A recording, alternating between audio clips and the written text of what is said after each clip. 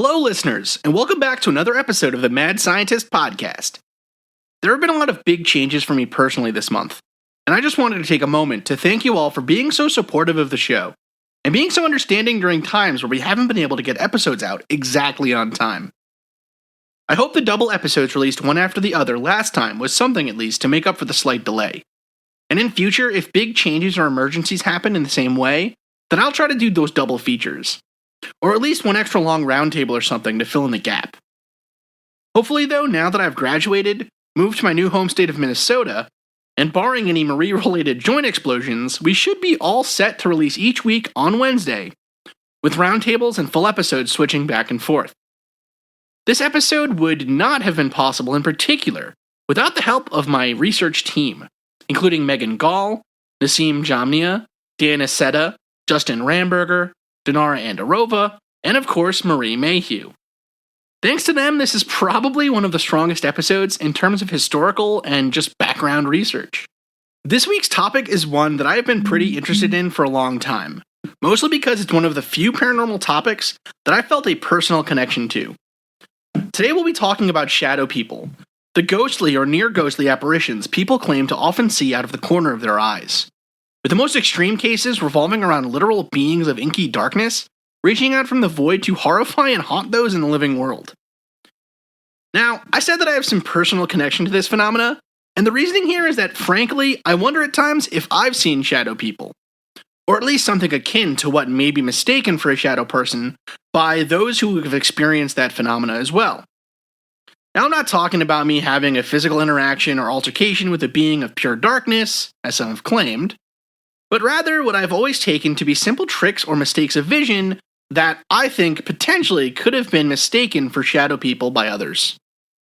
So, for example, I often mistake movements of what appear to be black objects just out of the corner of my eye for my cats. And this has been going on since forever. I remember as a kid being terrified of my basement stairs in particular, because I was certain that the dark objects I would sometimes see in my peripheral vision, or which I could just kind of, sense behind me, would surely one day catch my leg as I walk up the stairs and drag me back down to my doom. Sort of standard little kid being scared of their basement stuff, but something that has always stuck with me and made me particularly drawn to others with similar stories, and cases where these stories seem to become more serious than simple frightened kid stuff. And this phenomena has become linked to other similar ideas out there in the paranormal soup. One particularly fascinating link is to the idea of the nightmare, a literal horse which at night would seemingly sit on one's chest, causing shortness of breath, paralysis, and extreme terror as an unseen or only partially visible specter appeared to be watching the proceedings. This today is known as sleep paralysis, but in the past has been thought to be caused by a variety of paranormal entities, and even today the phenomena of alien abduction is often mixed in with a sleep paralysis story. On tonight's episode, we will discuss the varieties of shadow people stories, how they link to historical cases of shadowy beings and specters, and what physiological or natural explanations might there be for such cases. So shut off the lights, pull out your spookiest flashlight, and prepare for this week's episode of the Mad Scientist Podcast. Welcome to the Mad Scientist Podcast! Tonight's episode, Shadow People!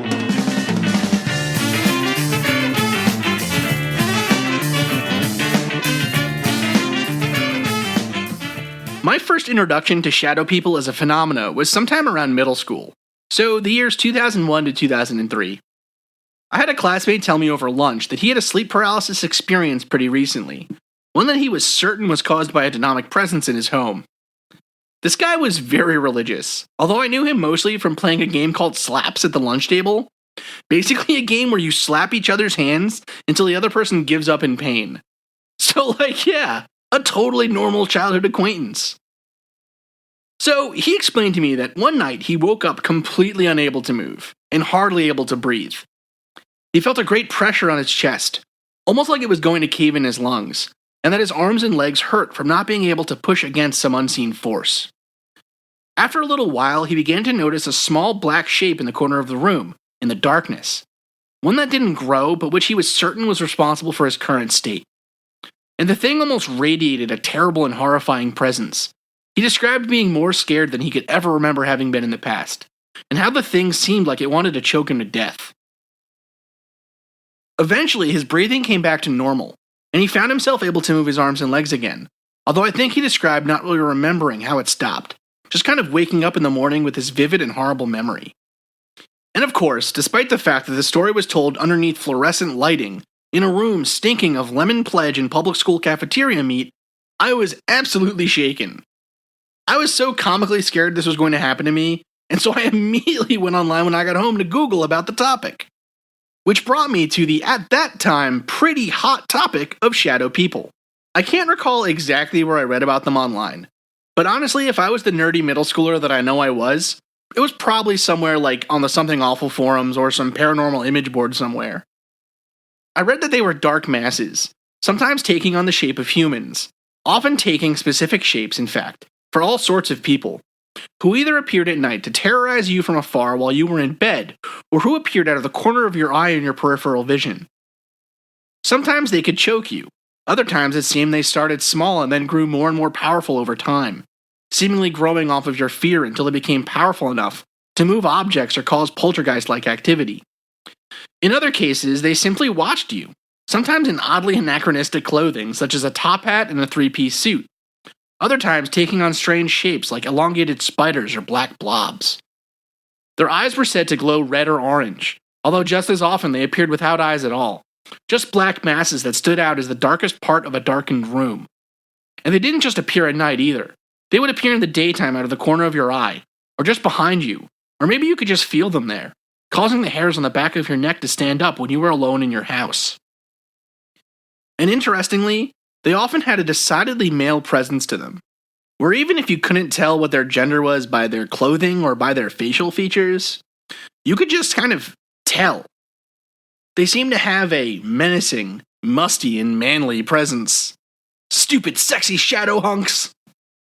Probably the modern story of shadow people really became popular on that bastion of all paranormal stories, Coast to Coast AM, where in 2001 an interview on the show with a Native American elder named Thunderstrikes, also known as Harley Swifty or Reagan, asked listeners to call up or send in their own drawings or stories of experiences with shadow people, who Thunderstrikes was talking about as a part of Native American folklore.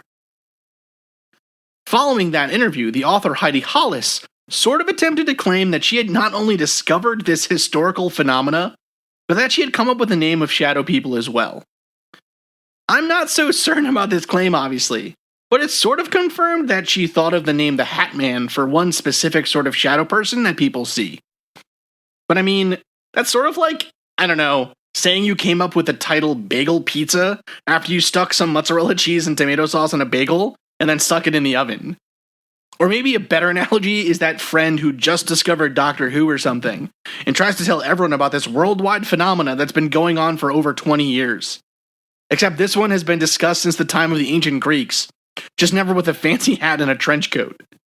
Anyways, Heidi Hollis claims that these shadow people are actually linked to aliens, and are being used by them, or even are aliens, here on Earth to spread evil and take over humanity or something.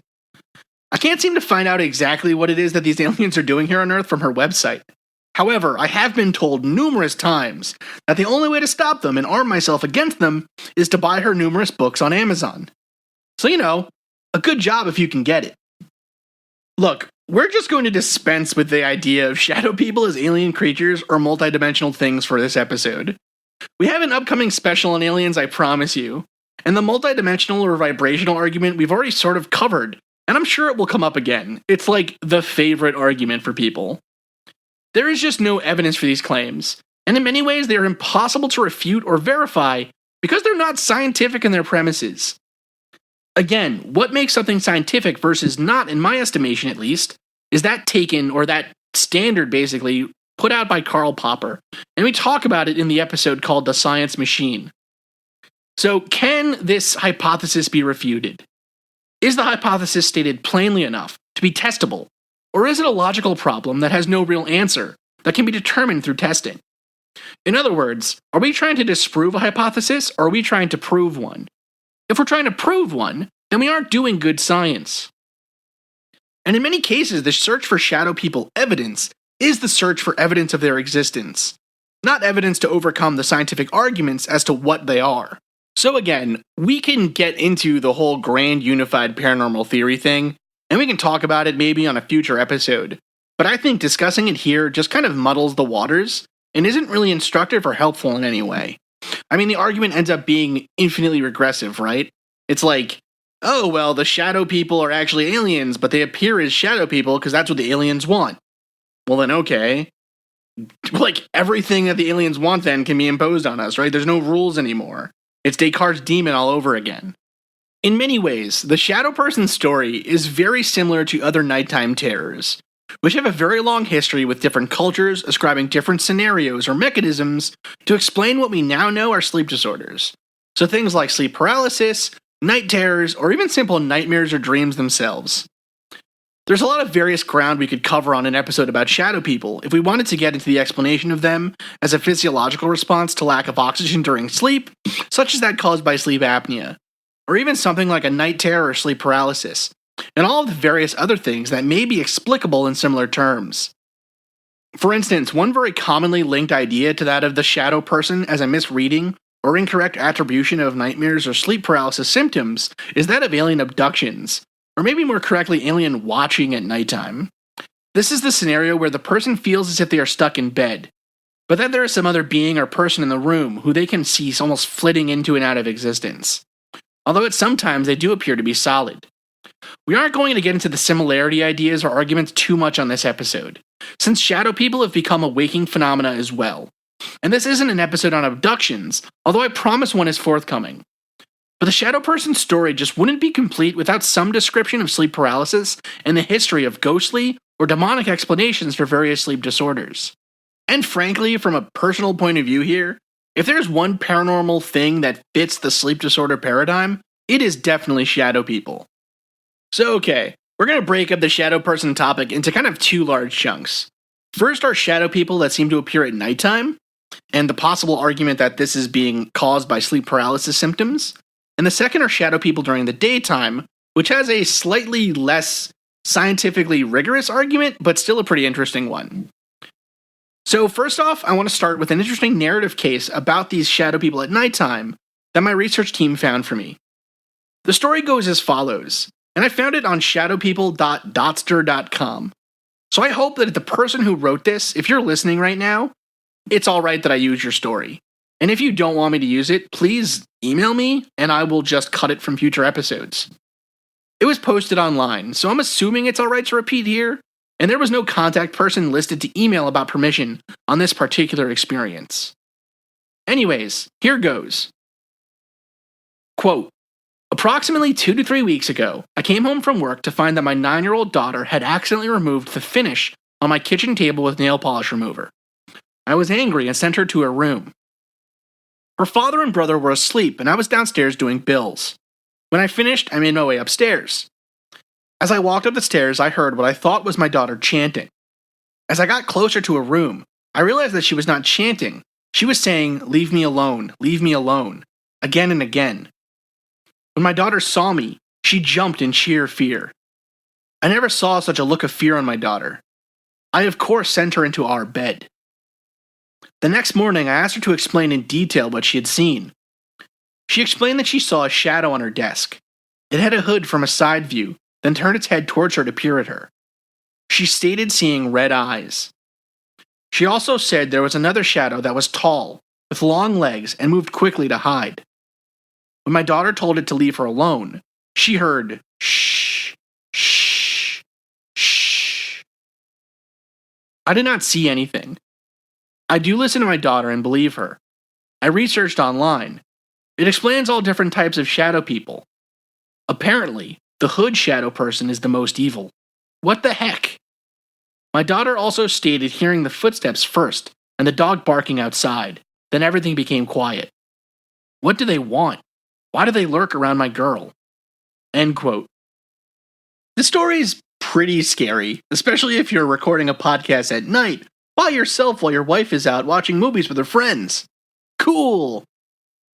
Anyways, it's pretty commonly seen in all of these narrative cases about nighttime terrors that There's a feeling of dread or paralysis, or maybe the person doesn't even notice paralysis, but they're stuck to bed, like they don't want to move. And then they'll see one or two beings that are black that seem to have an outline or something, and then there's some noise. And this idea that she talks about, this classification of shadow people, is also pretty common out there. So there's different types of shadow people. There are those that are looked like humans, and there's all kinds of different types of them as well. So there's the hat man who shows up wearing a hat, I guess. There is the monk who wears like a monk's robe and has the not a hood necessarily, but something like it, like a habit, I suppose. There are black mists or moving shadows. There are animal-shaped ghosts. And there's also those that are maybe sort of specific to different cultures. And we're going to get into that a little bit more later. But that one with the hood that she discussed there is very reminiscent of the figure of death, right? This black hooded figure that just stands and kind of watches and waits for you to mistake something so that they can take you to the afterlife. It's pretty scary. One thing that I think is kind of funny, though, is that she says, "What the heck?" So the person who wrote this mentioned a name. I'm not going to say the name here, but it's a female and she's watching her daughter. But yeah, saying "what the heck" just kind of cuts into the terror for you, right? It's like a knife through hot butter there. So I mentioned earlier that historically the idea of a shadow-like ghost or shade or something was actually quite common, and that probably it was not invented or discovered in 2002 on Coast to Coast AM. And when I say shade, it refers more to the European idea here, and it's not entirely clear whether or not shade is some sort of a poetic description of a ghost or literally means a shadow. But there is evidence to support the latter idea, which we'll get into in a second. One people who did in fact discuss these things as literal shadow people were Native Americans, just like on Coast to Coast AM. And in particular, I found some interesting stories about the Choctaw Indians, although I'm sure there are plenty more out there. The Choctaw Indians are a people who, pre-colonization, held territory in what is today the modern southern United States, from Louisiana to Florida basically. They have a belief in what are known as the inside and outside shadow of a person, or in their language, which I am definitely going to destroy here, they call it the Shillup and the Shillambish. The inside shadow, or Shillup, is the soul of the person, while the outside shadow is the one we see every day. After death, the Shillambish, or your outside shadow, would wander the earth, scaring your friends and family from the place where you had died, a practice that probably helped them in the past survive and keep away from dangerous places.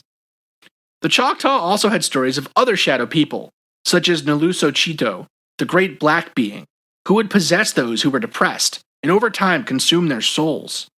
Or the legitimately scary Nalusa Falaya, who looked like a very tall, thin man, but who moved by slouching on his stomach like a giant snake. As if Florida wasn't scary enough.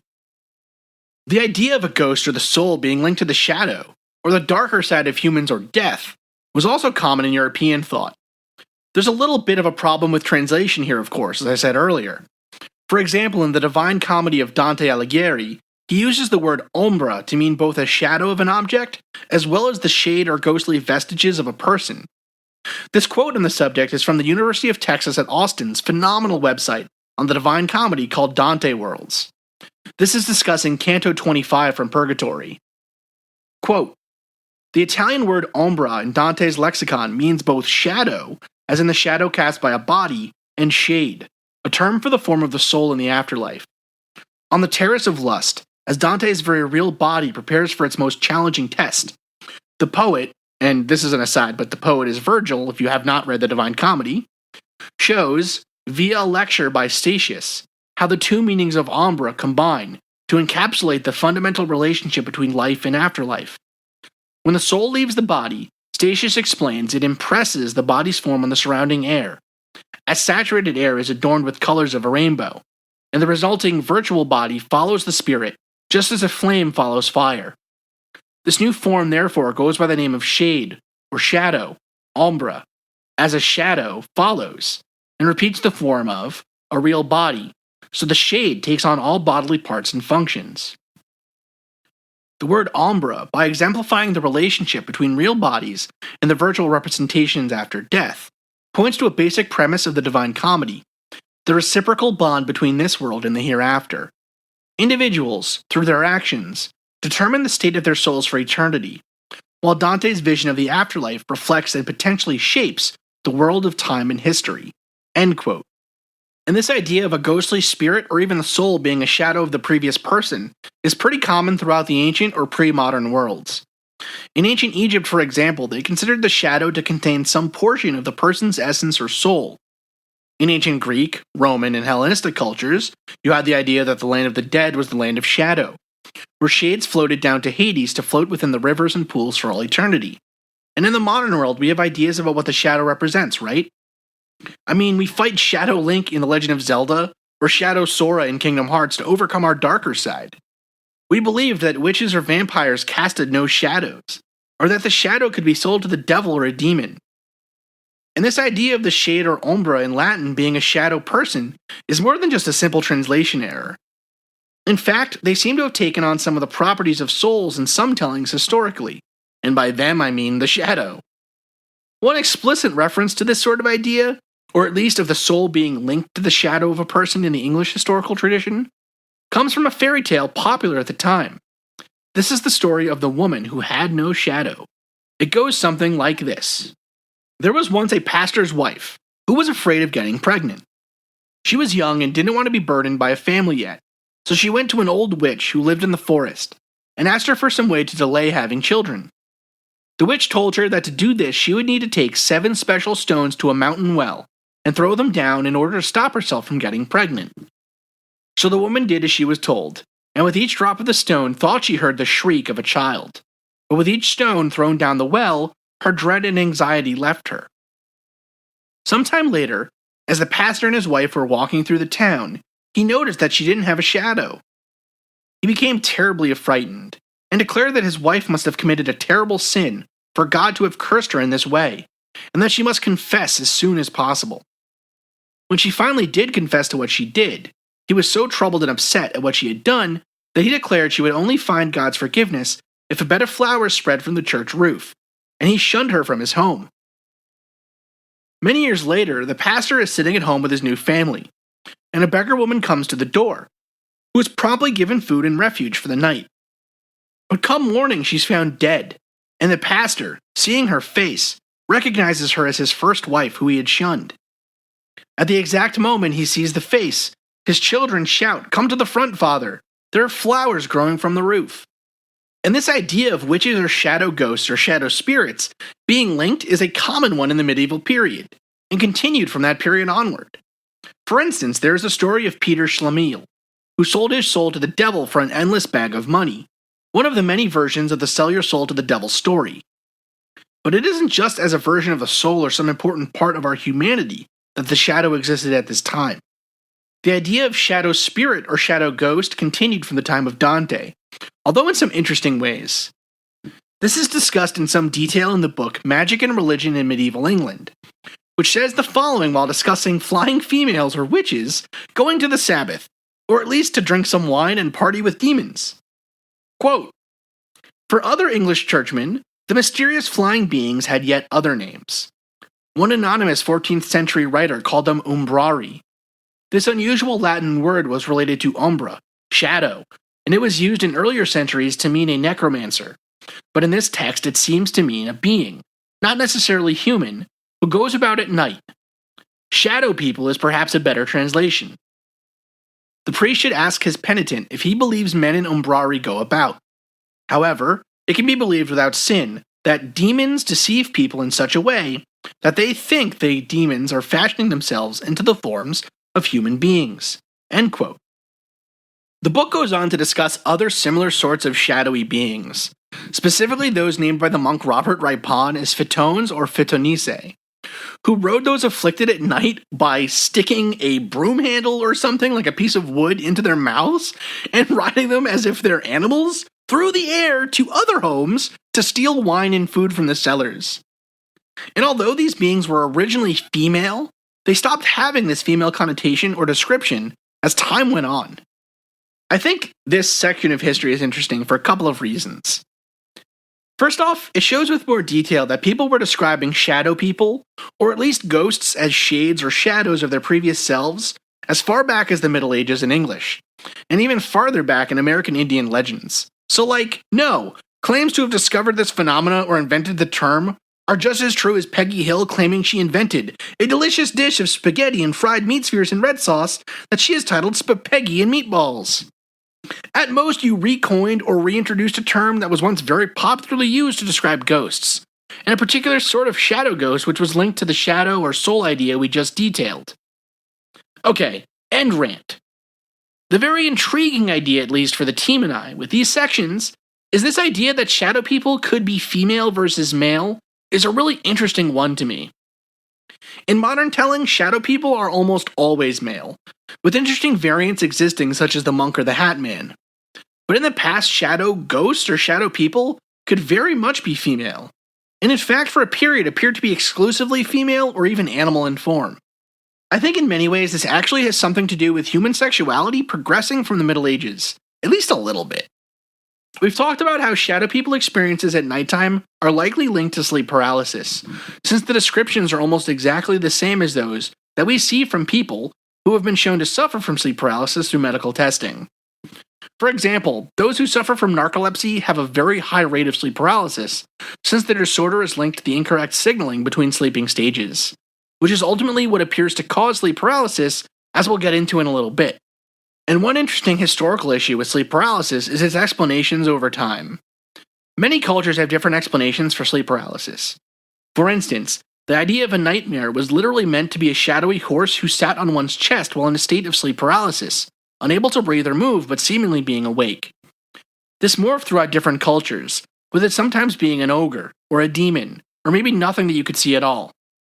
One interesting version of this sleep paralysis demon, though, is the succubus or incubus, a demon whose sole interest was having sex with a sleeping person. Now, the reason I say that the idea of female shadow people or sleep paralysis hallucinations have maybe stopped with our acceptance of sexuality ever so slightly is that we no longer suggest that what is scientifically termed nighttime emissions, but which is commonly referred to as a wet dream, are caused by demons coming into your home to collect your precious teenage DNA, but are caused by thinking about how nicely that girl in your math class's braces go with her hair. And since male emissions are the only ones that actually emit anything tangible, just maybe we've stopped looking for demons to explain those embarrassing trips to the laundromat. Ghostly ectoplasms aside, different cultures and time periods within the same culture do have different demons or ghosts or whatever to explain sleep paralysis symptoms. One really good piece on this the team dug up for me was from the proceedings of a postgraduate research seminar in Japanese studies from Oxford Brookes University in the United Kingdom, by Anna Shigolova. It starts off with a really great quote from the work Sleep, by Murakami Haruki, describing the female protagonist's sleep paralysis symptoms. Quote, I remember with perfect clarity that first night I lost the ability to sleep. I was having a repulsive dream, a dark, slimy dream. I do not remember what it was about, but I do remember how it felt, ominous and terrifying. I woke up at the climactic moment, came fully awake from the start, as if something had dragged me back at the last moment from a fatal turning point. Had I remained immersed in the dream for another second, I would have been lost forever. After I awoke, my breath came in painful gasps for a time. My arms and legs felt paralyzed. I lay there immobilized, listening to my own labored breathing, as if I were stretched out full length on the floor of a huge cavern. End quote. The work goes over some fascinating personal experiences of the author in working in Japan, and talking to students about their personal sleep paralysis symptoms. In Japan, the term for sleep paralysis, or the phenomena anyways, is called kanashibari. Ms. Shigolova describes how her students talk about the same symptoms as Americans seem to have, but with different causes. One common one is the main character in The Ring, another is an unknown neighbor or random person, and others are the familiar ghostly apparitions. Along with the Japanese experience of sleep paralysis is a sound, almost a ringing, but which could also be any repetitive sound it seems, such as laughter or footsteps or screeching whines. It's interesting that the visual or auditory symptoms aren't the same as in the US, but the physical ones are, which to me suggests a cultural link as well as a biological one. But of course, true believers will argue that it is the ghost or demon or whatever making us see what we want, an argument I think is ridiculous and untenable, as I've already said. Regardless of that infinitely regressive argument, sleep paralysis is pretty different around the world. But again, it's only different in the auditory or visual hallucinations, not in the physical symptoms. This is relatively strong evidence for a cultural connection to popular views at the time, so a biological or physiological explanation, and not a paranormal one, and is laid out in a lot of good papers, but particularly the one by Chain et al. In Consciousness and Cognition, is very interesting. So again, this culture, the culture that you're living in, changes the way that you see shadow people. So in Newfoundland in Canada, for instance, sleep paralysis is described as old hag syndrome. For the giant old woman people claim to be sitting on their chests at night. In China, it's called being pressed by a ghost. Again, with all the same physiological symptoms, but not the same hallucinogenic ones. And in the same culture, our explanations for sleep paralysis have changed with time. So in American and European cultures, the once popular explanation of a witch, or a witch's demonic helper being the cause of sleep paralysis symptoms, has now been replaced with people seeing shadow beings or aliens in their room. In fact, sleep paralysis appears to have been described in the Salem witch trials as part of evidence of witchcraft. Take this deposition, for example, as evidence against the accused witch Susanna Martin. Quote, the deposition of Robert Downer of Salisbury, aged 52 years. Several years ago, Susanna Martin, the then wife of George Martin, being brought to court for a witch, the said Downer, so Robert Downer, having some words with her, she at that time attending Mrs. Light at Salisbury. This deponent, among other things, told her he believed that she was a witch, by which was said or witnessed against her, at which she, seemingly not well affected, said that at some other time a she-devil would fetch him away shortly, at which this deponent was not much moved. But at night, as he lay in his bed in his own house, alone, there came at his window the likeness of a cat, and by come up to his bed, took fast hold of his throat, and lay hard upon him a considerable while, and was like to throttle him.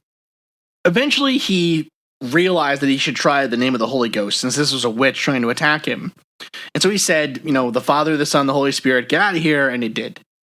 Now, if that previous section seemed pretty unhearable or nearly unreadable for me, it's because the education system in Massachusetts during the time of the witch trials wasn't super great, and so their writing is really hard to understand. So let's just do this as modern English. So Robert Downer of Salisbury, who was 52 years at the time of giving this deposition, claimed that Susanna Martin, who at that point was the wife of George Martin, basically, they had an altercation in the street where he was like, you're a witch. And she said, well, if I'm a witch, then I'm going to send a she-devil after you tonight. And he was like, well, whatever, that's not going to happen. But then when he was at nighttime in his bed, he saw a cat creep up into his room, get on his chest, and nearly choke him to death. A scenario that I have nearly every night with my cat, Chippy. So, I don't know, maybe Katie's a witch or something. I'm not super sure at this point. Anyways, this scenario made him really frightened and things, but as he's sitting there, he thought, oh, Susanna Martin today threatened me and said that she was a witch and was going to send a devil to my house. So he figured, well, I'll say the name of the Holy Ghost and it'll get out of here. And when it did, it left, and the next morning, he didn't say anything about it because he was too afraid. But, when she went to jail for someone else claiming that she was a witch, he jumped right on that bandwagon and came out and said he had this scary experience. All right, enough history. What is sleep paralysis? Well, a good description of it is from the paper by Chain et al. In their abstract. Here it is in its entirety. Quote, hypnagogic and hypnopompic experiences, or HHEs, accompanying sleep paralysis, are often cited as sources of accounts of supernatural nocturnal assaults and paranormal experiences. Descriptions of such experiences are remarkably consistent across time and cultures, and consistent also with their known mechanisms of REM states. An REM being rapid eye movement sleep. A three-factor structural model of HHEs based on their relationships both to cultural narratives and REM neurophysiology is developed and tested with several large samples. One factor, labeled intruder, consisting of sense presence, fear, and auditory and visual hallucinations, is conjectured to originate in a hypervigilant state initiated in the midbrain. Another factor, incubus, comprising pressure on the chest, breathing difficulties, and pain, is attributed to effects of hyperpolarization of motoneurons on perceptions of respiration. These two factors have in common an implied alien other, consistent with occult narratives identified in numerous contemporary and historical cultures. A third factor, labeled unusual bodily experiences, consisting of floating or flying sensations, out-of-body experiences, and feelings of bliss is related to physically impossible experiences generated by conflicts of endogenous and exogenous activation related to body position, orientation, and movement. Implications of this last factor for understanding of orientational primacy and self-consciousness are considered. Central features of the model developed here are consistent with recent work on hallucinations associated with hypnosis and schizophrenia." End quote. So to unscience that description, sleep paralysis is the condition where you seemingly awake from sleep, only to be unable to move your body. You may feel an intense fear or panic. You may experience difficulty breathing or feel as if pressure is on your chest. And you may also see something in the room with you. Biologically, what is occurring, at least in theory, is that your brain during sleep has turned off or turned on a bunch of features that are useful for us while sleeping. Specifically, this occurs during rapid eye movement or REM sleep, a state that occurs throughout sleeping in cycles of about 90 to 120 minutes, and where your brain is firing off in the visual centers of the brain like crazy, creating dreams and other effects. Now, sleep cycles between REM and non-REM sleep, with non-REM sleep being the period where your brain sort of doesn't fire as much and where dreams will not occur. Sleep paralysis occurs during REM sleep specifically, and we believe happens basically because some parts of your brain wake up while others stay in their REM sleep functions. We don't have the exact mechanism understood to date as to why this occurs, like with anything with the brain, frankly. However, the major thinking on this is that it occurs because of some disturbance between how your brain is signaling that you should wake up versus that you should stay asleep, or even in the signaling to say which sleep state you are coming into. In people with sleep paralysis, it turns out that they do not block outside stimuli as well as an average brain does during sleep, meaning they are more easily awakened by external stimuli, for instance. And it's also been found that they have shorter or disturbed sleep patterns, so their REM sleep periods may be fragmented as opposed to occurring at regular intervals between non-REM sleep and for long periods of time, like we said, 90 to 120 minutes. This is supported by the fact that sleep paralysis is more common in people with diagnosed disorders of sleep patterns, such as narcolepsy. Another factor, potentially, is that the ability for the brain to tell itself to wake up versus to stay asleep may be out of whack in people with sleep paralysis. The thinking goes that the cells which tell you to wake up are underactive, while those that tell you to stay asleep may be overactive, and that is that motor neuron section there in the abstract. This causes partial waking, and with the increased ease of being awoken by external stimuli, means that there are more chances to be partially awoken, only to have your brain not overcome the boundaries required to become fully awakened. So, kind of similar to, you're able to get halfway to awake, but not all the way to awake. So, some parts of your body that are more easy to wake up, such as your sensory apparatuses, get up, but parts of your brain that have been shut off and are still stuck in that sleeping state, such as your middle brain and the parts of your brain that are responsible for things like how your body your body map is put out there, are being changed. And we're going to get into all those parts in the next section here. Now, we do know that at the very least, there is a genetic component here to sleep paralysis. So something biologically is definitely happening with sleep paralysis, even if you don't buy the idea that, sleeping paralysis when you see a shadow person or an alien is necessarily a biological thing only. Alright, so what causes the symptoms of sleep paralysis? Well, during REM sleep, your brain paralyzes your movements so that you won't act out what is happening in dreams. Your brain also shuts off your dorsolateral prefrontal cortex, which is our logic center basically. And so your dreams or whatever become wacky as hell, but your experience of them becomes very vivid and real, like in a dream. Your breathing also may appear to be more labored, since you aren't used to being awake to breathe during REM sleep, where shallow, rapid breathing is the norm, and where things like sleep apnea or blocked airways might be exacerbating your troubled sleeping patterns in the first place. So you kind of partially wake up and you notice that you're not breathing normally, but it's actually how you breathe every night when you sleep anyways. You're just not normally awake and noticing it. Your inability to breathe and that sense of helplessness causes your brain to then just pretty much go into extreme threat level response, a state called threat hypervigilance.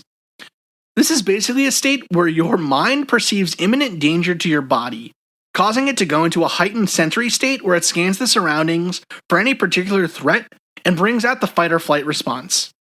It's this hypervigilant state that causes the anxiety attacks often accompanying sleep paralysis, and may even contribute to the sense of there being some negative force or energy attacking your body, with your brain basically doing somersaults to try and find any threat that it can detect in order to stop the source of danger, which in this case is the feeling of paralysis and suffocation being caused by your own body.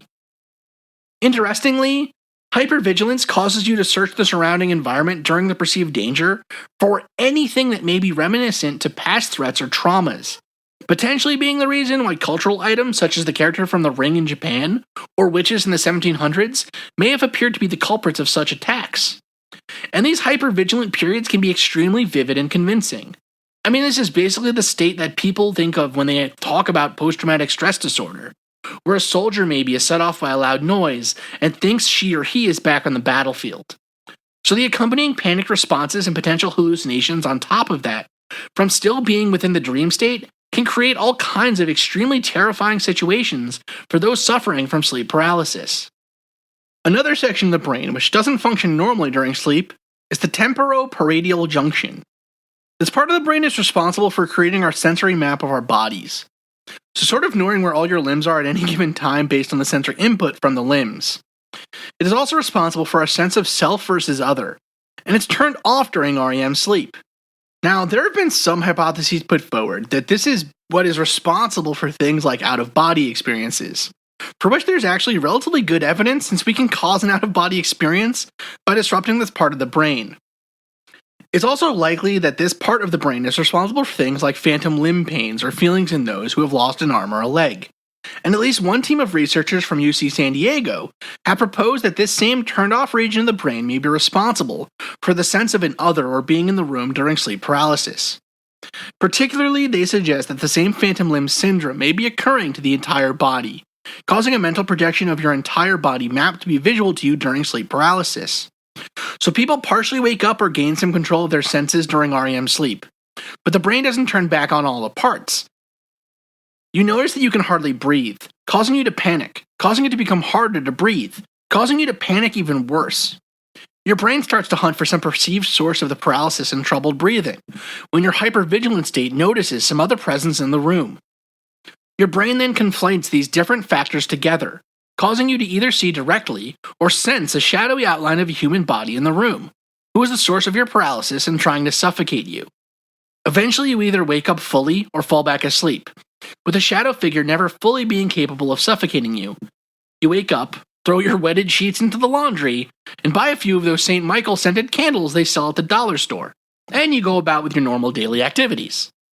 So, okay, I think we've outlined how sleep paralysis is something none of us listening, and at least this host, never want to experience.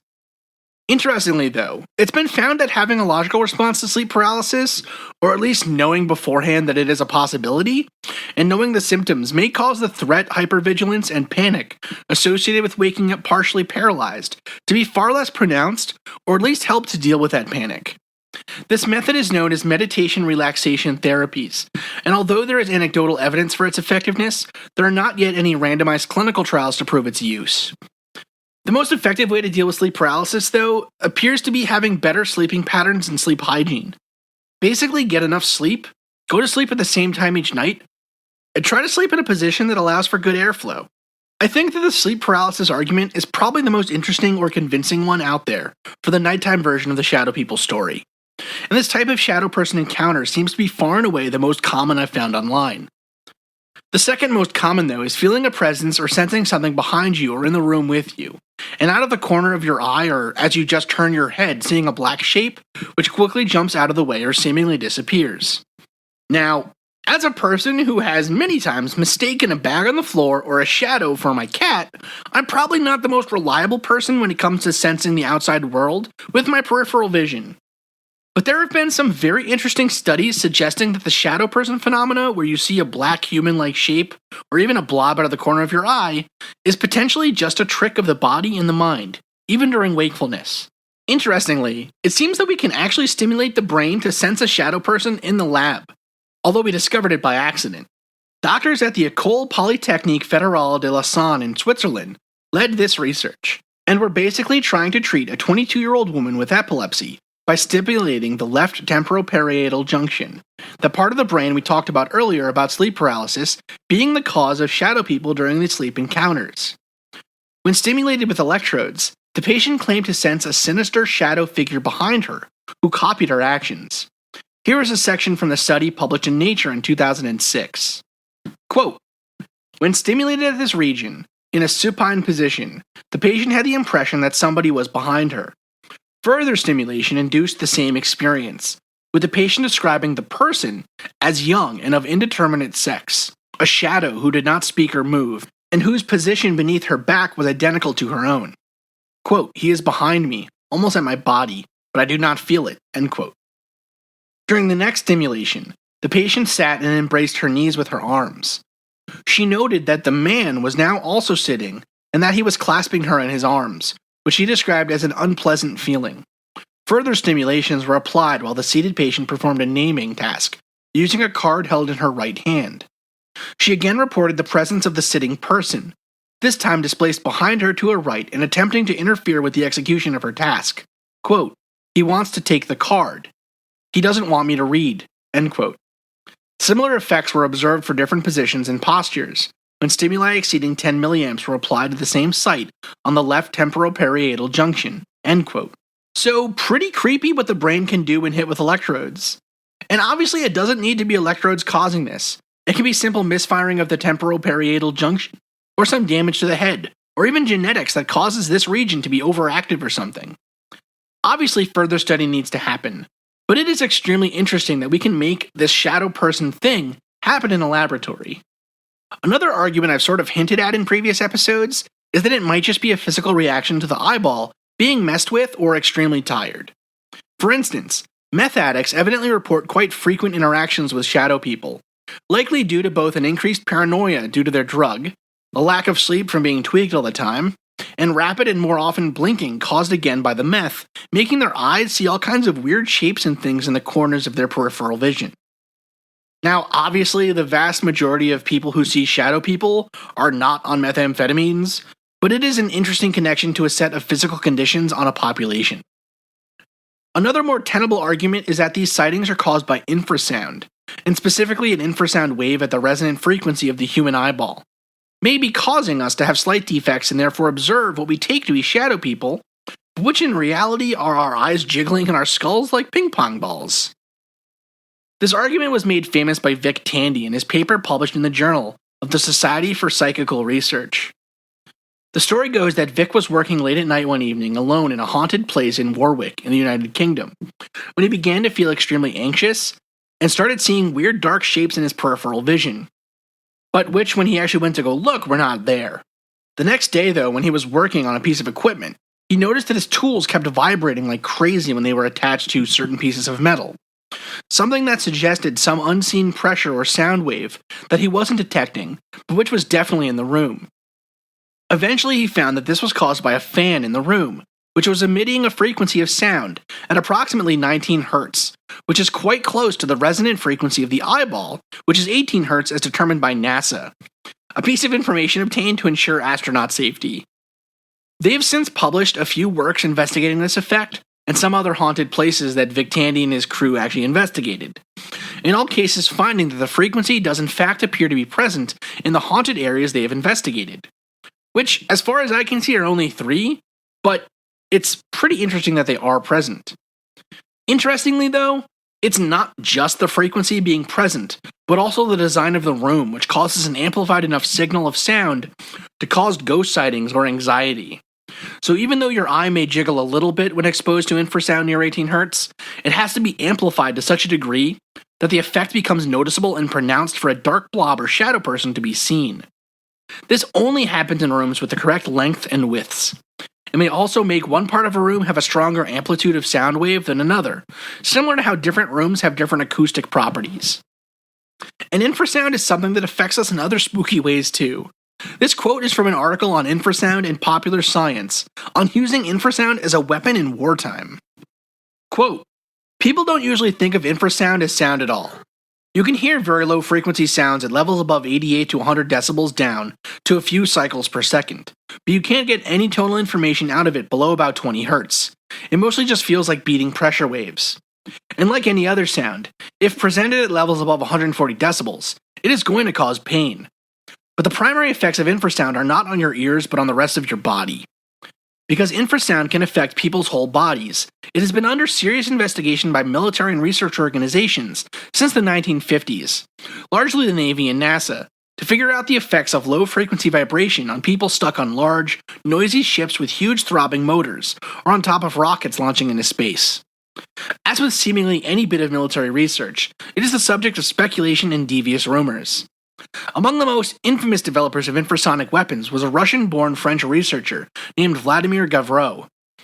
According to popular media at the time, and far too many current under-fact-checked web pages, Gavreau started to investigate reports of nausea in his lab that supposedly disappeared once a ventilator fan was disabled. He then launched into a series of experiments on the effects of infrasound on human subjects, with results, as reported in the press, ranging from subjects needing to be saved in the nick of time from an infrasonic envelope of death that damaged their internal organs to people having their organs converted to jelly by exposure to an infrasonic whistle. Damn. More recently, Christopher French from Goldsmiths at the University of London College, and a person who is a bit of a personal hero of mine, built a haunted room. One with infrasonic generators pumping sound from 18.9 to 22.3 hertz and electromagnetic pulses at 50 microteslas, significantly higher than normal levels from things like radios or TV sets. They had 79 people enter the room, and this is what Mr. French had to say about the results. Quote, "Most people reported at least some slightly odd sensation, such as a presence or feeling dizzy, and some reported terror, which we hadn't expected. Terror is obviously quite an extreme reaction, and we only anticipated getting reports of mildly anomalous sensations in the context of this particular experiment." End quote. However, his original hope, that EMFs played some role in these responses, were not fully validated to the researchers' liking. Still, it is a tantalizing clue, and a very interesting experiment that honestly I would love to do someday. Maybe in 10 years when I make enough money at work, I can build myself a haunted room and invite listeners to check it out. That will be my midlife crisis. Maybe I can even put flames on the outside so it looks like it goes really fast. Anyways, I think this episode has a few really key takeaways. We haven't disproved shadow people. I mean, there are cases where people claim that the things move objects, or are seen in the daytime full on. And there are cases where things get more extreme, into the realm of possession or attack in a more profound ways that can be explained by sleep paralysis. But I do think that the vast majority of cases can be explained by the arguments laid out here, namely sleep paralysis and normal problems with our ability to distinguish and understand physiological effects on our sensory apparatus. I mean, you would never know that infrasound was affecting you or even present in a given room unless you had a tool to measure it. So I would wager it is at least partially responsible for some of the daytime sightings of the black shadow in my periphery variety. Another topic we didn't really get into, but which is frankly an important one for everyone to realize, is that hallucinations, or what we may like to call bad sensory information, or mistakes in our sight, hearing, smell, whatever, are significantly more common than people realize. I mean, we very rarely discuss these things with others for fear of being told we're losing our minds, but almost everyone has had some sensory mistake or misperception in their lifetimes. Whether it's a dream that seemed almost too real, or misremembering the name of a family of bears, or being certain that a given person was at a given event, or even seeing stars after strenuous activity or fuzz when you rub your eyeballs too hard and for too long.